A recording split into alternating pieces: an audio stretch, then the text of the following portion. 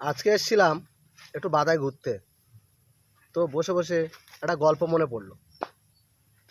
তো আজকে সবার একটা গল্প শোনাই। একটা মূর্তিকার ছিল, সে পাথর কেটে মূর্তি বানাতো। তো তার ইচ্ছা হলো একটা মন্দির করবে, তো একটা মূর্তি তো লাগবে। তো জঙ্গলে গেছে পাথরের খোঁজে, সে পাথর কেটে মূর্তি বানাতো। তো একদিন জঙ্গলে গেছে, গিয়ে দেখে একটা সাদা পাথর পড়ে আছে।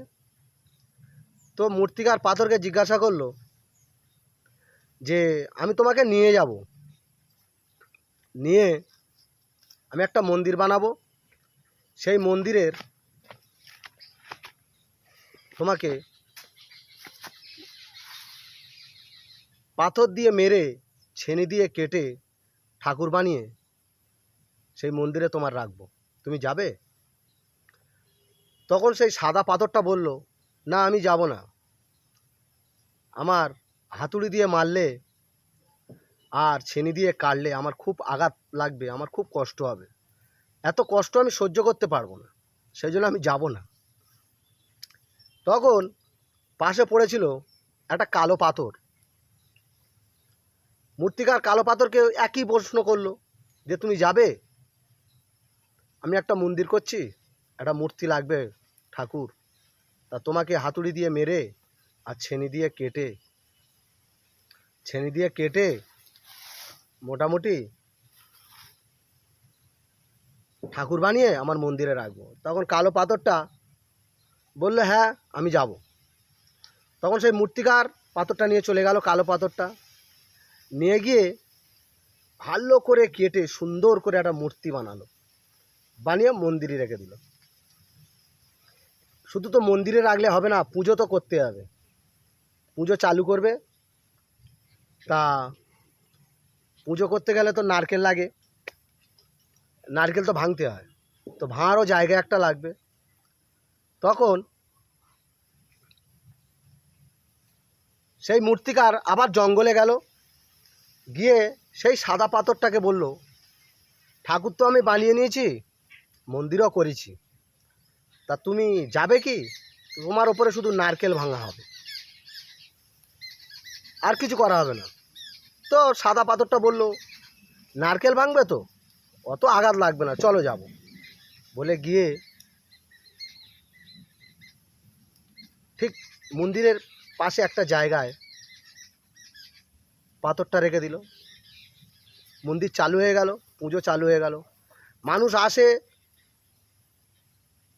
সাদা পাথরটার উপরে নারকেল ভেঙে সেই কালো পাথরটা যেটা মন্দিরে ঠাকুর বানিয়েছে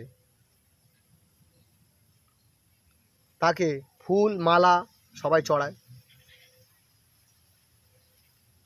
কিছুদিন পর সাদা পাথরটা বলছে যে প্রতিদিন এত নারকেল ভাঙছে আমার উপরে, আমার আর সহ্য হচ্ছে না।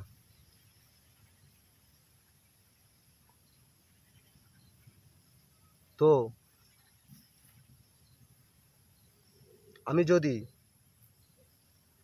ওই দিনকে হ্যাঁ বলে দিতাম, হয়তো আজকে আমি ওই জায়গাটায় থাকতাম মন্দিরের, আর কালোটা হয়তো এখানেই থাকতো। তো কিছু মানুষের আমি বলি, কষ্ট জীবনে সবার আসে, কষ্টর পরে কিন্তু সুখ। যারা কষ্ট সহ্য করতে পেরেছে তারা কিন্তু সুখ একদিন পেয়েছে। আজকের কালো পাথরটা হাতুড়ির আঘাত আর ছেনির আঘাত খেয়ে যদি না খেত, তাহলে আজকে মন্দিরের উপরে গিয়ে বসতো না, আর সবাই ফুল আর মালা চড়াতো না। সাদা পাথরটা না বলেছিল বলে আজকে দেখো সবাই হাজার হাজার নারকেল ভেঙে যাচ্ছে তার উপরে। কষ্টটা তখন যদি একবার সহ্য করতো, তাহলে জীবনে প্রতিদিনই কষ্টটা আর হতো না। তো সব মানুষকে বলি, কষ্ট সহ্য করো, তোমার